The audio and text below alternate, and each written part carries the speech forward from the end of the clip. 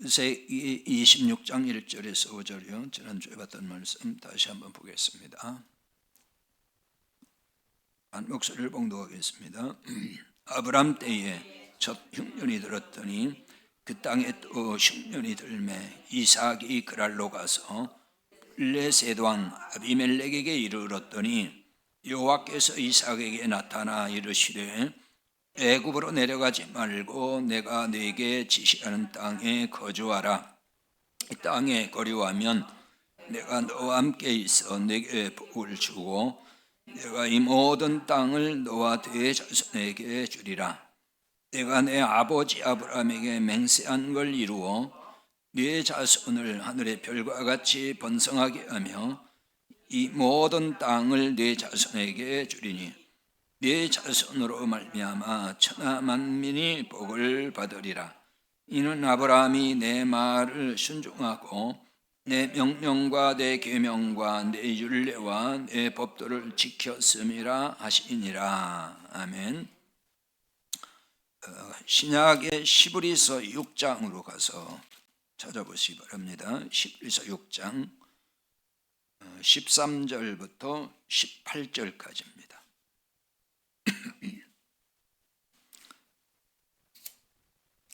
히브리서 6장 13절에서 18절 같이 봉독합니다.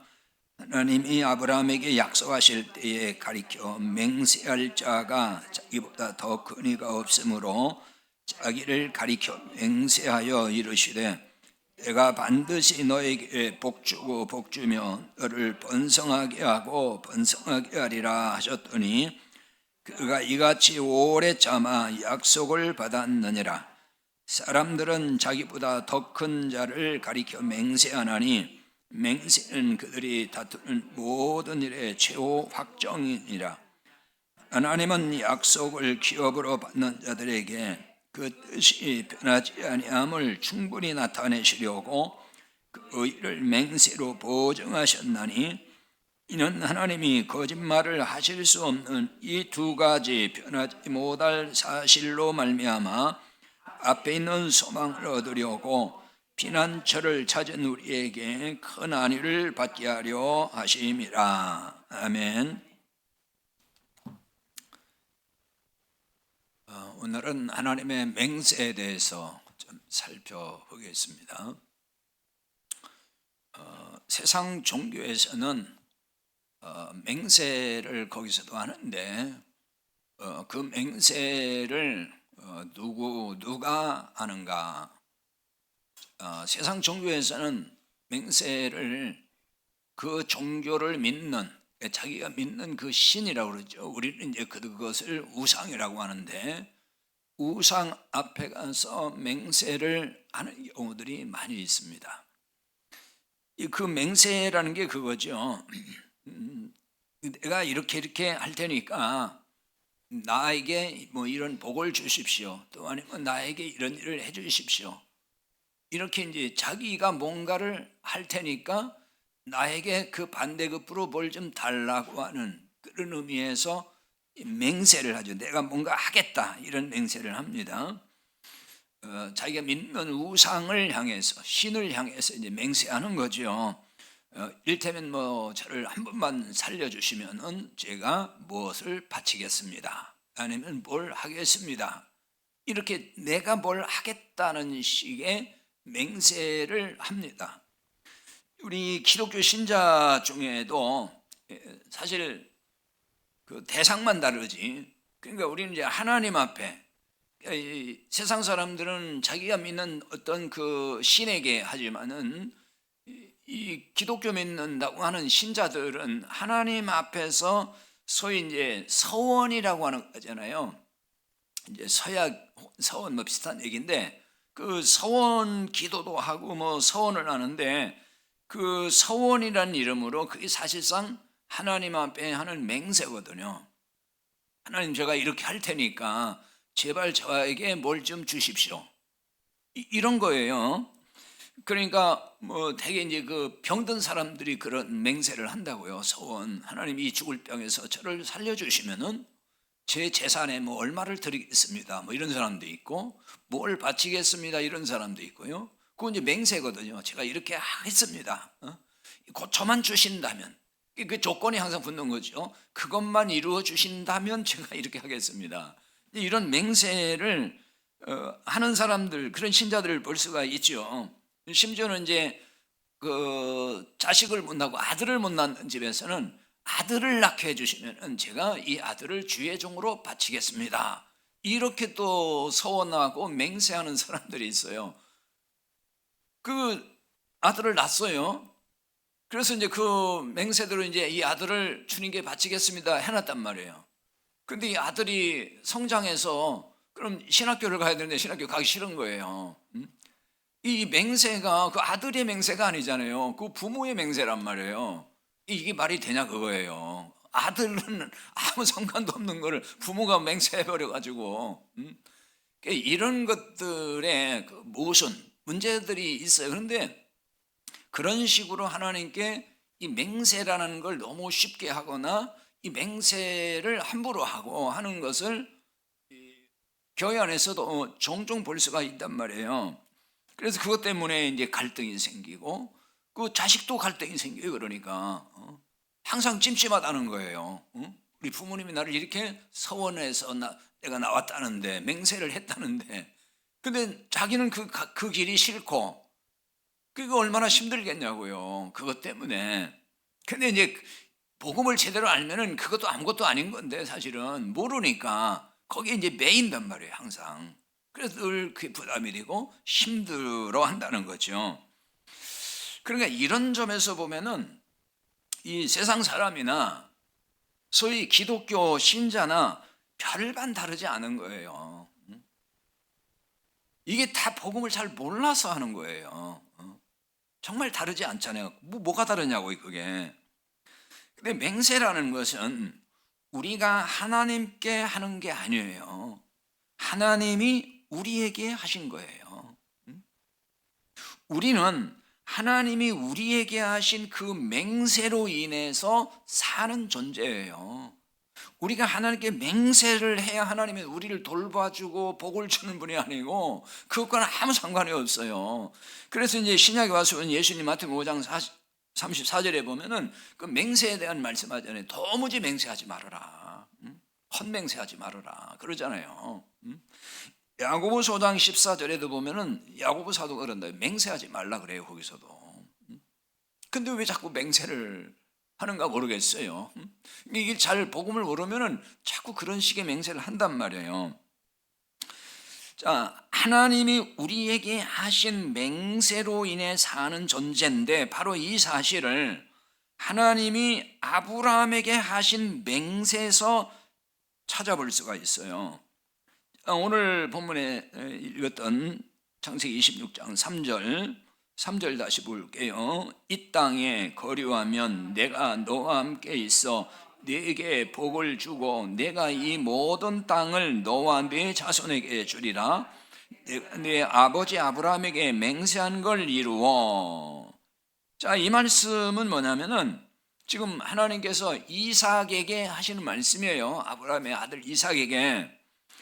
지금 이삭이 자, 지난주에 살펴봤죠. 어디로 내려가려고 했어요? 애굽으로 내려가려고 그랄 땅까지 갔어요. 그 애굽으로 내려가는 길목이라 그랬잖아요. 가나안 땅에 흉년이 들으니까 기근이 찾아와서 먹고 살기는 해야 되겠고 위기감을 느끼니까 내가 이제 먹고 살기 위해서 우리 가족들 먹고 살려면은 여기 있으면 안 되겠다 해가지고 지금 저 애굽을 목표로 해서 가다가 지금 그랄 땅에 도착을 했는데 그때 하나님이 말씀하신 거예요. 거기에서 하신 말씀이에요. 이게 지금. 그러니까 이것은 가나안에 흉년이 들어서 이제 내려가는 계획을 가지고 있는 이삭에게 하나님이 자꾸 애굽으로 내려가려고 하는 걸 아시고 그걸 말씀한 거예요. 지금 아브라함에게 하셨던 하나님의 맹세를 들어서 설득을 하시는 거예요. 가나안 땅에 내가 가나안을 떠나지 말고 가나안 땅에 그대로 머물러야 될 이유, 가나안에 거류하고 여기서 살아야 될 그 이유를, 그러니까 흉년이 들었지만은 너는 여기 있어야지, 너는 여기 떠나면 안 되는 거야. 그 이유를 왜 그러야 하는지를 하나님의 맹세를 들어서, 즉 자기 이삭의 아버지였던 아브라함에게 하셨던 그 맹세를 가지고 하나님이 이삭에게 설득을 하는 거예요. 넌 떠나면 안 된다. 그러니까 하나님이 아브라함에게 하신 맹세를 이룰 것이다. 내가 이루니까 흉년이 들었다고 해서 걱정하지 마. 그러니까 너 여기 있어. 그걸 이삭에게 지금 말씀하는 내용이에요. 지금 3절부터가. 그러니까 이 얘기는 이런 뜻인 거죠. 하나님이 아브라함에게 하셨던 그 맹세는 아브라함에게만 유효했던 맹세가 아니고 이삭 그 아들에게도 이어지는 맹세다. 그러니까 내가 네 아버지에게 했던 맹세는 너한테 했던 맹세와도 같은 거야. 그 맹세가 이삭에게 유효하다는 걸 말씀하는 거예요. 그러니까 나아가서 이것은 이삭에게 유효했던 맹세는 오늘 우리에게도 유효하다는 뜻이 되는 거예요.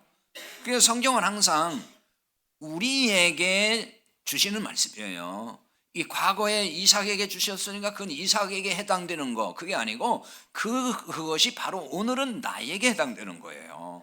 성경은 그렇게 봐야 되는 거예요.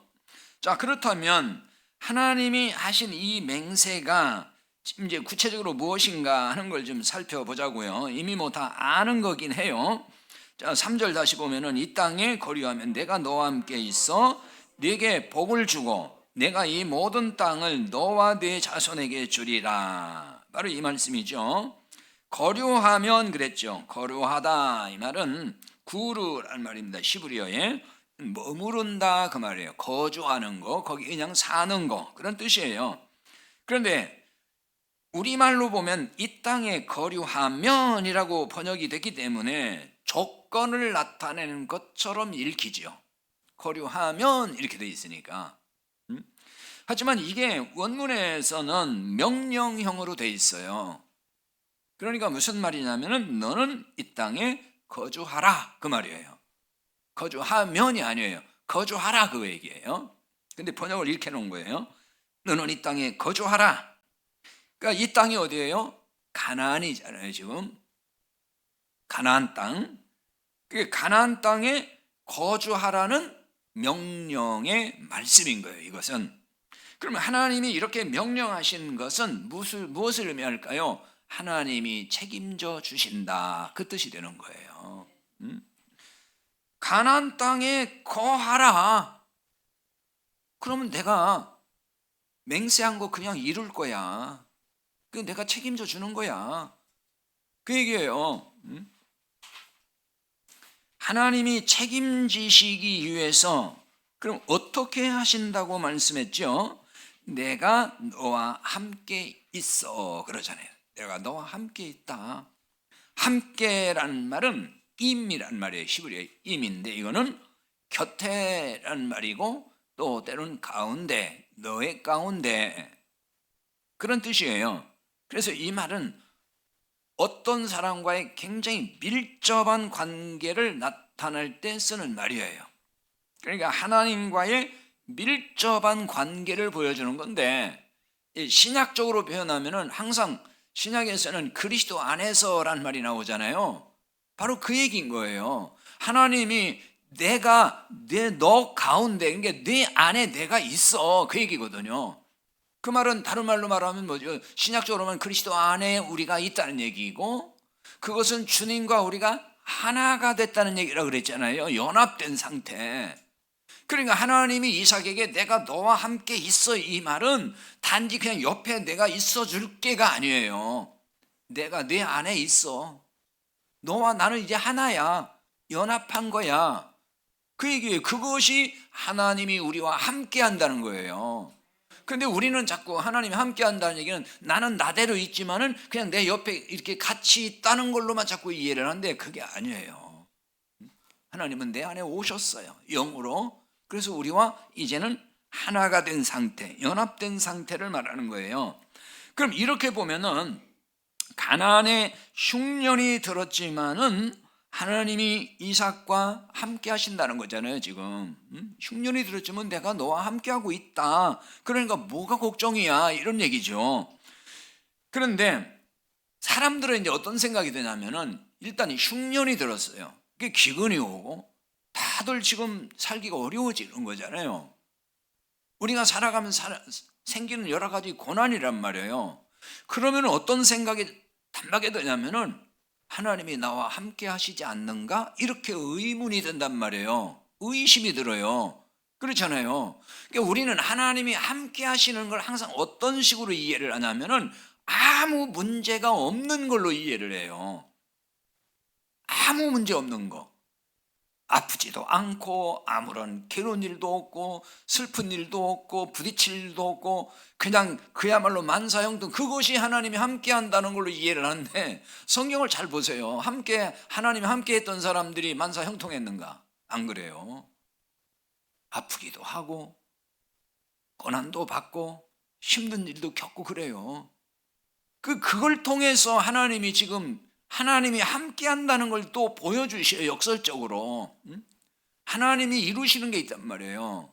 우리는 그렇게 봐야 되는 거지, 이거를 성경적으로 보지 않고 자꾸 아무 일도 없어야 하나님 함께 한다고 생각하니까 힘들어지면은 하나님이 나와 함께 하지 않는가 봐, 나를 떠나셨나 봐, 나는 버림받았나 봐, 이렇게 자꾸 오해를 하게 된다는 거예요.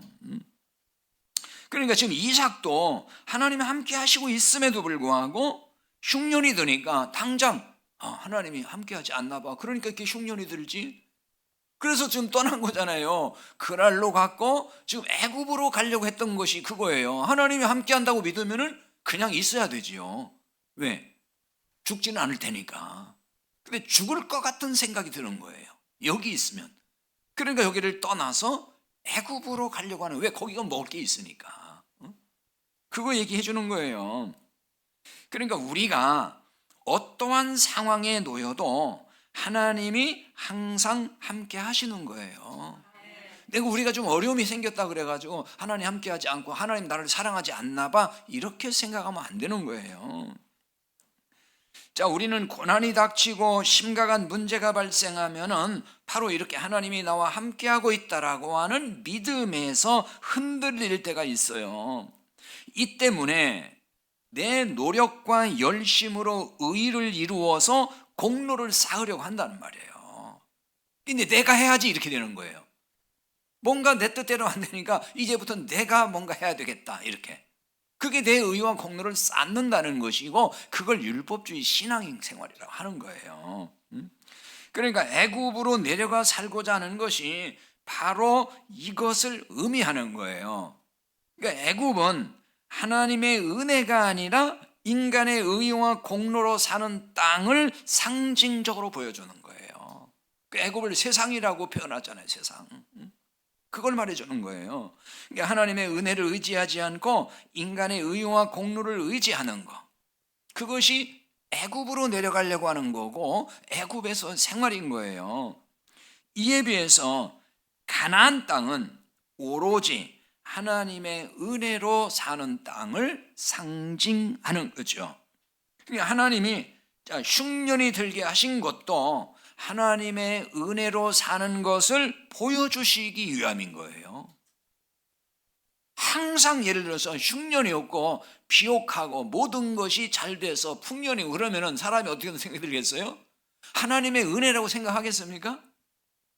인간이 다 잘나가지고 인간이 머리가 좋고 명석하고 부지런하고 그래서 이렇게 풍년이야 이렇게 되는 거예요. 흉년이 들어오면은 그 당시에는 손을 쓸 수가 없어요. 아무것도 할 수가 없는 상태. 그게 흉년이에요.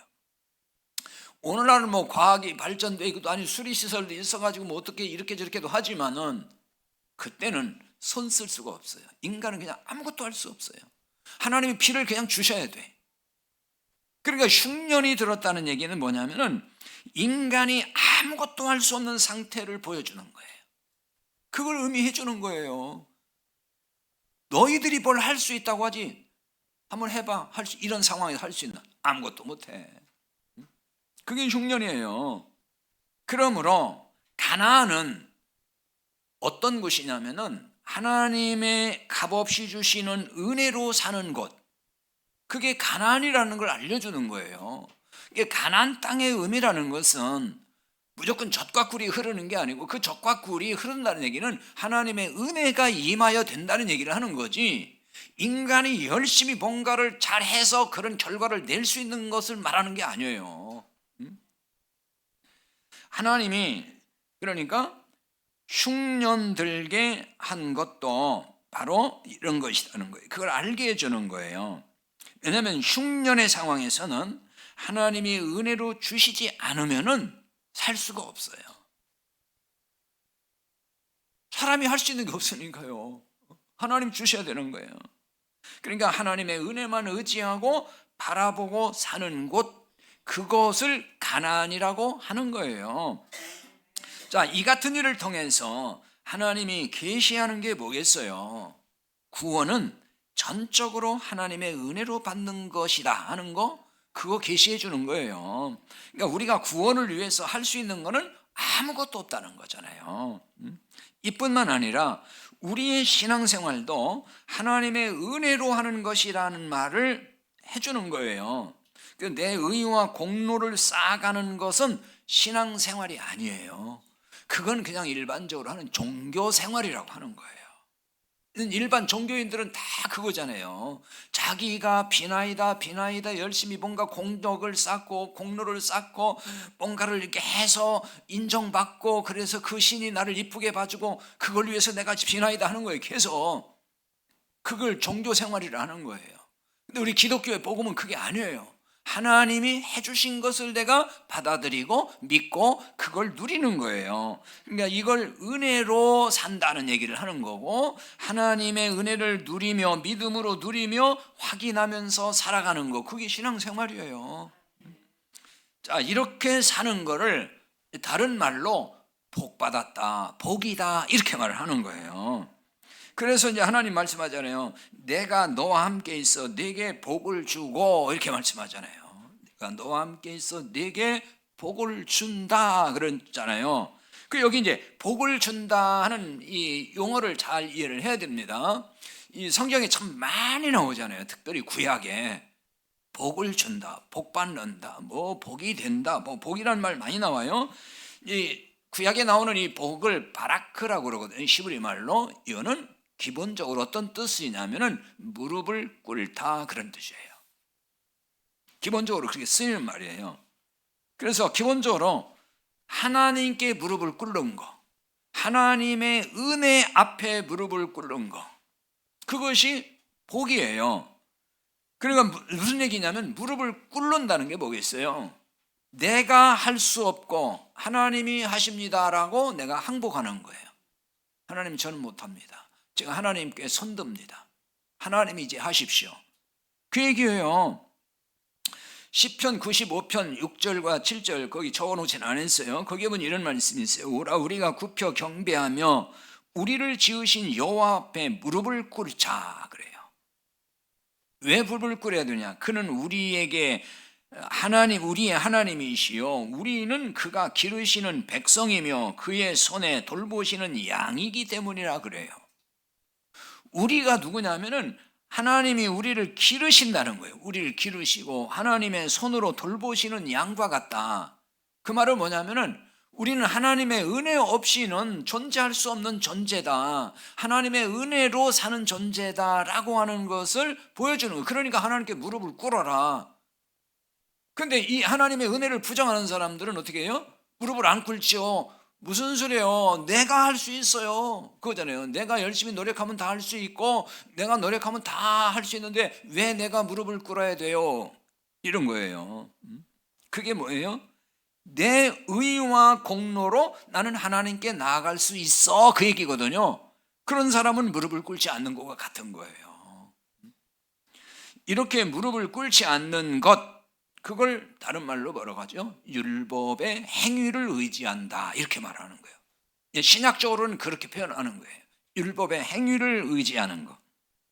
근데 율법의 행위를 의지하고 그렇게 살면은 그거를 저주라고 해요, 신약에서는. 자, 그거를 보여주는 게 갈라디아 3장 10절이에요. 같이 보겠습니다.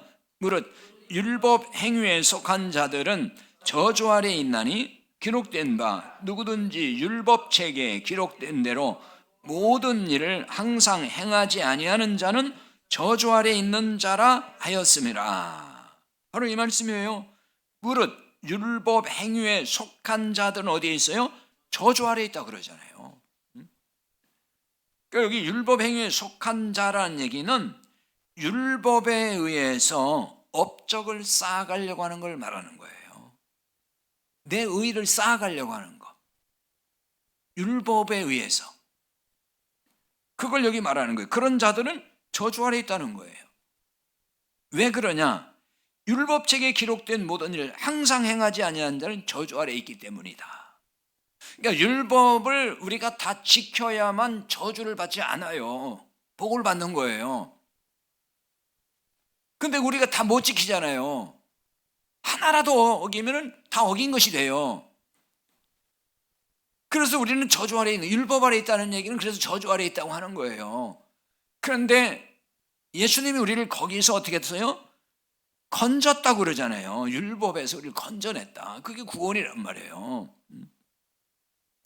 율법의 행위를 의지하여 뭔가 내 의의를 가지고 하나님께 나아가려고 하는 것을 그게 하나님께 무릎을 꿇지 않았다. 이렇게 얘기를 하는 거예요.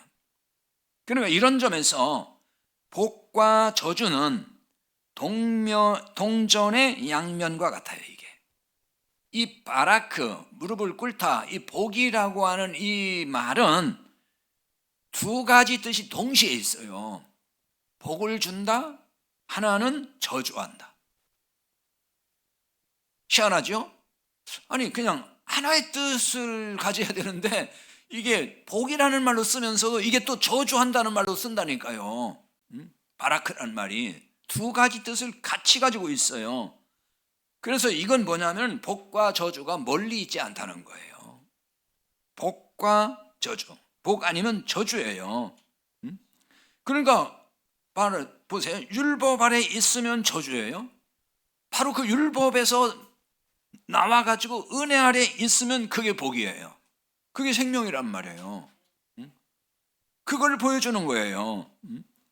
자, 율법 행위에 속한 자들은 저주 아래 있어요. 이게 뭐라고 했어요? 자기 의와 공로를 의지하는 거. 그걸 말한다고 했잖아요. 반대로 은혜 안에 있으면 복을 받은 자인 겁니다. 생명을 얻은 거죠. 은혜 안에 있다는 말은 다른 말로 말하면 그리스도 안에 있다 그 얘기죠. 그리스도 예수님 안에 있는 것.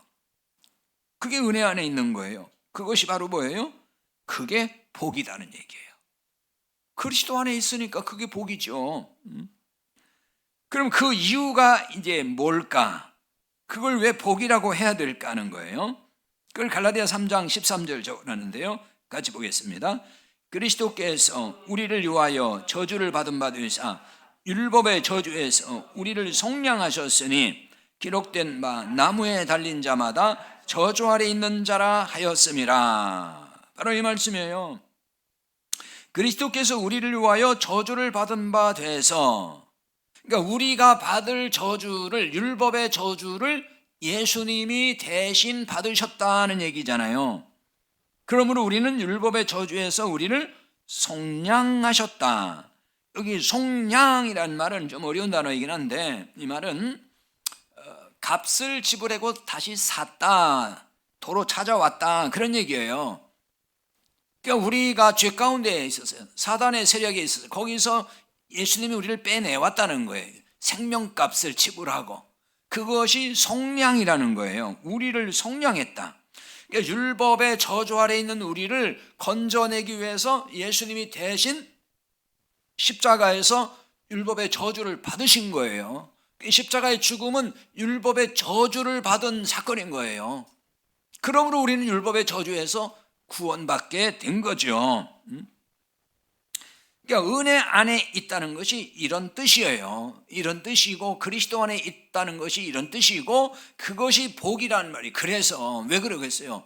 우리가 율법 아래서 그대로 있으면 그 저주 아래 있는 것이고 저주 아래 있다는 얘기는 영원한 멸망에 처한다는 얘기잖아요. 지옥 형벌. 그리고 그리스도 안에 있으니 얼마나 큰 복을 받은 것이냐 그 얘기예요. 자, 이 복을 너와 네 자손에게 주리라고 합니다. 3절 오늘 다시 창세기 26장 3절로 와서 하반절에 이 모든 땅을 너와 네 자손에게 주리라 그랬죠. 이 모든 땅은 은혜의 땅을 말하는 거예요. 가나안. 은혜의 땅으로 하나님 나라를 계시하는 거죠. 이게 가나안 땅은 하나님 나라를 모형적으로 설정을 해놓고 설명을 하는 거예요. 자, 이 땅을 받는 것이 바로 뭐예요? 복 받는 거죠. 이 땅은 하나님 나라. 성경의 땅은 항상 1차적으로는 가나안 땅이지만은 그 다음에 2차적으로 영적인 의미는 하나님 나라. 그러니까 땅을 하나님 나라로 연결하면 돼. 항상 땅을 준다. 온유한 자가 땅을 받을 것이요. 이 세상에 있는 땅을 준다는 얘기가 아니에요. 하나님 나라를 준다. 그 얘기인 거예요. 근데 이 복을 네 자손에게 주리라 그랬습니다. 이 네 자손에게, 이 말은 아브라함의 후손으로 오실 그리스도예요. 1차적으로 그리스도를 말하는 것이고, 그리고 그 그리스도로 인해서 구원받을 자, 그걸 의미하는 거예요. 자, 그걸 보여주는 말씀이 갈라디아 3장 8절이에요. 거기 보겠습니다. 또 하나님이 이방을 믿음으로 말미암아 의로 정하실 것을 성경이 미리 알고 먼저 아브라함에게 복음을 전하되 모든 이방인이 너로 말미암아 복을 받으리라 하였느니라. 이 말씀이에요. 지금 아브라함에게 하나님이 복을 주고 이삭에게 복을 준 것을 사도 바울이 이렇게 해석을 해놓은 거예요. 그 복이 뭐냐? 그러니까 지금 세상 복을 얘기하는 거 아니에요. 자꾸 그 아브라함이고 이삭이고 뭐 받은 복을 자꾸 세상에서 받는 복으로 그렇게 자꾸 적용을 해가지고 뭐 아브라함처럼 복 받자, 뭐 이삭처럼 복 받을 뭘 하라 자꾸 그러는데 그게 다 율법주의 설교인 거예요. 그게 아니라고 요즘 바울이 설명을 아주 해놨잖아요. 해석을. 그게 무슨 복이라는 거죠? 하나님이 이방인을 말하는 거예요. 이방을 믿음으로 말미암아 의로 정하실 것을 알고. 이게 무슨 얘기예요? 이방인도 믿음으로 말미암아 의롭게 하신다. 하나님이 그 말이에요. 의로 정하신다는 얘기는 의롭다고 인정하신다. 하나님이 이방인도 뭘로요? 믿음으로 말미암아. 그걸 성경이 미리 알고 아브라함에게 복음을 전했다. 아브라함이 그러니까 복음을 들은 사람이고, 아브라함이 한 얘기가 아브라함에게 하나님 주신 말씀이 그게 복음이라는 거예요. 앞에서 여러 번 설명했어요. 전에도. 그러니까 그 이방인이 너로 말미암아 복을 받으리라. 아브라함에게 하나님이 이 말씀 언약을 하시면서 너로 말미암아 천하 만민이 복을 얻으리라 그랬잖아요. 그 얘기인 거예요. 그 복이 예수를 믿음으로 의롭게 되는 거라고 지금 설명하는 거예요. 그 복이. 그 이방인도 그런 복을 받는다. 그러니까 아브라함의 후손으로 오실 그리스도로 인해서 받을 복, 그 얘기인 거예요. 자, 갈라디아 3장 16절 보충적으로 다시도 봅시다. 이 약속들은 아브라함과 그 자손에게 말씀하신 것인데 여럿을 가리켜 그 자손들이라 하지 아니하시고 오직 한 사람을 가리켜 네 자손이라 하셨으니 곧 그리스도라. 이 말씀이에요. 이 약속들은 그랬죠. 복수로 나왔습니다. 그러면 하나님의 언약은 사실 하나거든요. 그리스도로 인해서 받을 복, 구원, 그게 아브라함에게 주셨던 하나님의 언약이에요. 그러니까 하나예요. 그런데 여기는 약속들 그랬어요. 복수로 썼단 말이에요. 그럼 이게 무슨 얘기냐면은 그 하나의 약속인데 그것을 반복적으로 여러 번 하셨다는 뜻을 가지고 있는 거예요. 이삭에게도 하시고 야곱에게도 하시고 계속 하시거든요. 반복적으로. 그런 의미에서 약속들이라고 한 거예요. 그 약속들은 바로 약속이 뭐예요? 아브라함 그 자손이 말씀하신 것인데 여럿을 가리켜 그 자손들이라지 않고 오직 한 사람을 가리켜 네 자손이라 했다. 곧 그리스도다. 그러니까 한 사람 예수 그리스도를 의미했다는 얘기예요. 그 자손이. 그러니까 그리스도로 인해 받는 복을 어떻게 받는가 하는 걸 이제 여기서 생각을 해야 되는 거죠. 그러니까 우리의 열심이나 노력으로 받은 게 아니고 하나님의 은혜로 받았죠. 이것을 이제 하나님의 맹세로 받았다 이렇게 말을 하는 거예요. 하나님의 언약을 아브라함에게 하시면서 맹세를 하셨거든요. 그러니까 하나님이 맹세하심으로 구원을 받게 됐다 그 얘기예요. 그래서 3절 하반절에 다시 26장 와서 내 아버지 아브라함에게 맹세한 걸 이루어 그러잖아요. 이삭에게도 이루어질 거라는 걸 하는 거예요. 내 아버지 아브라함이 맹세한 거, 하나님이 맹세한 걸 얘기하는 거예요 지금. 하나님이 이 맹세를 아브라함의 아들 이삭에게 상기시켜 주는 거라고요. 너 그거 잊지 말아라. 이 맹세는 너에게 유효한 거다. 그렇게 잊지 말아라. 그러니까 내가 이렇게 맹세하지 아니했느냐, 그러니까 내 맹세를 믿고 이 땅을 떠나려고 하지 말고 이 땅에 거하라 그 얘기거든요 지금. 이 땅에 거하라 하는 말은 앞에 설명드렸죠. 이건 은혜 안에 거하는 걸 말하는 거예요. 왜? 하나님 은혜로 사는 땅이니까 은혜 안에 거하라. 맹세를 믿고 거하라는 말은 또 다르게 표현하면은 다른 말 듣지 말고 하나님의 맹세만 믿으라 그 뜻인 거예요. 다른 사람 말 듣지 말아라. 하나님의 맹세도 하나님 말씀이잖아요. 그러니까 다른 얘기 듣지 말라는 얘기예요. 그럼 다른 사람 말이 뭐냐? 신약으로 보면은 이거는 다른 복음인 거예요. 그걸 의미하는 거예요. 다른 복음을 듣고 흔들리지 말아라. 그 얘기인 거예요. 그러니까 이삭이 지금 저 애굽으로 가려고 하는 것은 야 애굽에 가면은 열심히 거기서 일하면은 먹을 게 있고 살 수 있다더라 하는 얘기는 그게 하나님 맹세와는 다른 얘기예요. 하나님은 여기 있으면 내가 줄게 그러는데 사람들은 뭐라고 하냐면 애굽으로 가면은 내가 열심히 노력하는 만큼 너는 거기서 복 받고 잘 살 거야. 그러니까 그거는 다른 복음인 거예요. 뭔가 복음 같긴 한데 다른 복음인 거예요.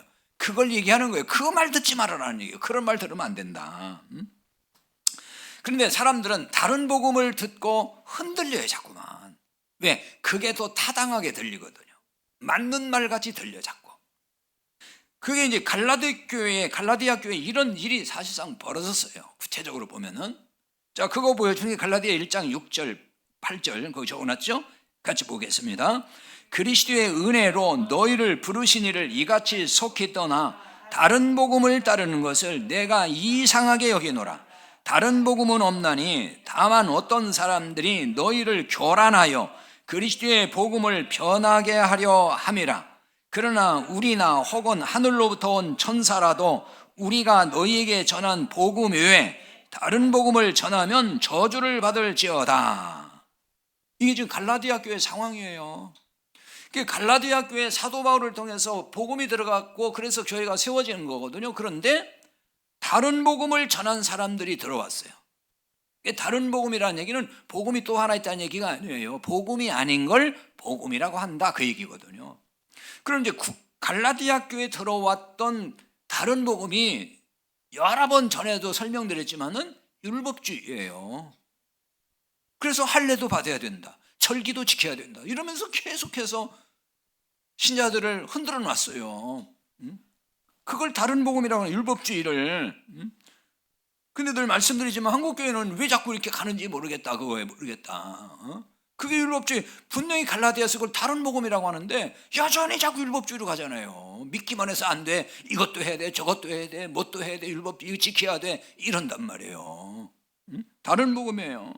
그러니까 바울이 너무나 안타까워서 너희를 부르시니 은혜로 너희를 부르시니 그러잖아요. 은혜로 너희를 부르시니를 왜 이렇게 속히 떠나 다른 복음을 따르느냐. 내가 정말 이상하다 너무나. 왜 그러냐. 그 얘기예요. 이 따른다는 얘기는 어떤 안으로 이렇게 자꾸 들어간다는 얘기예요. 그 속에 자꾸 들어간다. 왜 그 사람들 말을 속에 들어가느냐. 하나님의 맹세 언약 그걸 붙들어야지 왜 자꾸 사람들이 이렇게 저렇게 말하니까 그 안으로 들어가느냐 그 얘기예요. 그러면서 말하잖아요. 다른 복음은 없다 그러잖아요. 딱 잘라 말하잖아요. 다른 복음 없다. 그런 거 복음 아니다 그 얘기예요. 그래서 뭐라고 합니까? 이 다른 복음을 전하는 사람들은 너희를 교란한다 그랬어요. 교란한다는 얘기는 선동한다는 뜻이에요. 사람들을 막 선동시켜요. 어지럽힌다는 뜻입니다. 그래서 그리스도의 복음을 변하려 함이라. 이 변한다, 이 변하려 한다는 얘기가 뭐냐면 방향을 바꾸게 한다는 얘기예요. 전복한다, 전복, 뒤집어 엎으려고 한다. 막 국가에 막 전복 세력이 있듯이 이렇게 뒤집어 엎으려고 한다. 방향을 바꾼다. 그런 얘기예요. 이게. 그러니까 복음을 완전히 뒤집어 버리는 거예요. 거꾸로 얘기한다는 얘기, 쉽게 말해서. 그러니까 율법과 복음은 항상 반대예요. 율법으로 돌아가는 걸 말하는 거죠. 그러니까. 그런데 이렇게 다른 복음을 전하면 심지어 하늘에서 온 천사라도 뭐예요? 저주를 받는다. 율법 아래 들어가니까 저주다 그 얘기죠. 그러니까. 자, 앞서 살펴본 대로 그리스도의 은혜로 너희를 부르신 것, 이게 뭐예요? 하나님의 맹세예요. 하나님은 왜 이렇게 맹세까지 하셨을까 하는 거예요. 왜 이렇게 맹세까지 하셨을까? 자, 그걸 알아보기 위해서 오늘 히브리서 6장을 봤거든요. 히브리서 6장 17절, 18절이 지금 아브라함이 하시는 맹세에 대한 말씀을 히브리서 기자가 이제 또 그걸 해석을 해놓은 거예요. 갖다가 히브리서 6장 17절, 18절을 같이 보자고요. 하나님은 약속을 기업으로 받는 자들에게 그 뜻이 변하지 아니함을 충분히 나타내시려고 그 일을 맹세로 보증하셨나니 이는 하나님이 거짓말을 하실 수 없는 이 두 가지 변하지 못할 사실로 말미암아 앞에 있는 소망을 얻으려고 피난처를 찾은 우리에게 큰 안위를 받게 하려 함이라. 자, 약속을 기업으로 받는 자들이라고 했죠. 이 말은 약속의 상속자들 그런 뜻이에요. 기업. 자, 성경에서 말하는 기업, 땅을 기업으로, 이건 다 하나님 나라라 그랬어요. 그걸 상징하는 거예요. 그러니까 여기서 기업으로 받는 것은 하나님 나라를 상속받는 거, 그런 뜻입니다. 그러니까 하나님은 이들에게 맹세로 보증하셨다 그럽니다. 하나님은 이들에게 맹세로 보증을 하셨대요. 그러니까 하나님의 약속을 우리가 기업으로 받는 그거를 하나님이 어떻게 해요? 맹세하심으로 그걸 보증해 주셨다는 거예요. 보증했다는 얘기는 굳게 했다, 확증했다 그 말이에요. 확증시켜 준 것이다. 그럼 왜 이렇게 맹세로 보증하셨다는 걸까요? 그 뜻이 변하지 아니함을 충분히 나타내시려고 이렇게 말씀했어요. 그러니까 여기 그 뜻이란 얘기는 하나님의 의지를 말해요. 하나님의 이런 의지가 변하지 않는다는 것을 충분히 입증하시려고 맹세까지 하셨다 그 얘기예요. 하나님이 거짓말을 하실 수 없는 이 두 가지 변하지 못할 사실, 이렇게 되어 있잖아요. 하나님이 맹세까지 하신 것은 하나님은 거짓말을 하실 수 없다는 걸 의미하는 거예요. 이 두 가지 변하지 못할 사실은 하나님의 언약과 맹세를 말하는 겁니다. 그건 하나님이 하신 이것은 변하지 않는다. 하나님은 절대로 거짓말을 하지 않기 때문이라는 거예요. 그럼 하나님이 왜 이렇게까지 말씀하는 걸까요? 18절 반절 다시, 앞에 있는 소망을 얻으려고 피난처를 찾는 우리에게 큰 안위를 받게 하려 하심이라, 이렇게 말씀해요. 여기 피난처를 찾는 그랬죠. 이 피난처를 찾는다는 얘기는 도망한다는 뜻이에요. 혹은 도피한다 그런 뜻입니다. 근데 여기 피난처가 구약에서 보면 도피성이라고 나와 있죠. 그 도피성이 뭐죠? 불의 중에 범죄한 자가 살인을 하거나 하면은 누군가에게 맞아 죽을 수 있으니까 도피성으로 막 뛰어가 들어가면은 보장을 받아요. 살 수가 있어요. 살 길이 열려요. 그래서 그 구약의 도피성은 예수 그리스도를 의미하는 거예요. 죄 지은 사람이 그리스도 안에 들어가면은 산다 그 얘기죠. 살 길이 열린다. 죄인이라, 어떤 죄인이라도. 그 피난처를 찾는 우리에게 큰 안위를 받게 하려 함이라. 자, 앞에 있는 소망을 얻으려고, 이거는 앞에 정해진 소망, 앞에 놓여진 소망 그런 뜻이에요. 그러니까 이 소망은 약속의 기업인 하나님 나라인 거죠. 얻으려고 그랬는데 이 말은 붙잡았다는 말입니다. 획득했다 이런 뜻인데 앞으로 얻는다는 얘기가 아니고 이거는 과거형으로 되어 있어요. 이미 얻었다 그 말입니다. 이미 얻었다. 그럼 이 소망을 얻으려고 뭘 찾았어요? 피난처를 찾았다. 그리스도가 피난처라 그랬죠? 그러니까 구원을 받기 위해서 그리스도께 왔다는 얘기예요. 구원을 의미하는 표현인 거죠. 그럼 이런 성도에게 큰 안위를 받게 하려고 하나님이 맹세까지 하셨다 이렇게 말씀해요. 그 우리에게 큰 안위를 받게 하려 하심이라 그랬는데요. 큰이라는 말은 이거는 무슨 그 양적인 걸 말하는 게 아니고 힘이란 뜻이에요. 힘, 강력한 힘. 안위 이 말은 격려, 권면, 위로 그런 뜻이 있는 단어입니다. 안위. 그러니까 힘, 아주 엄청난 힘이 있는 그런 위로와 권면 그런 얘기예요. 그러니까 하나님이 아브라함에게 하신 맹세를 이삭에게 상기시키는 이유가 이런 데 있었다 그런 얘기예요. 그러니까 흉년의 시기이지만은 애굽으로 가려고 하지 말아라. 이게 신약 시대 지금 히브리서에 이런 말씀을 하는 이유는 이 굉장히 고난을 많이 겪어요. 이때도 신자들이. 그러니까 이제 흉년과 같은 거 너무 고난을 당하니까 다시 왜 애굽으로 가려고 하느냐? 히브리서 독자가 유대인 그리스도인들이거든요. 핍박이 많고 고난이 많으니까 다시 유대주의로 가려고 하는 거예요. 율법으로. 그러지 말라 그 얘기는 그러지 말아라. 돌아가지 말아라.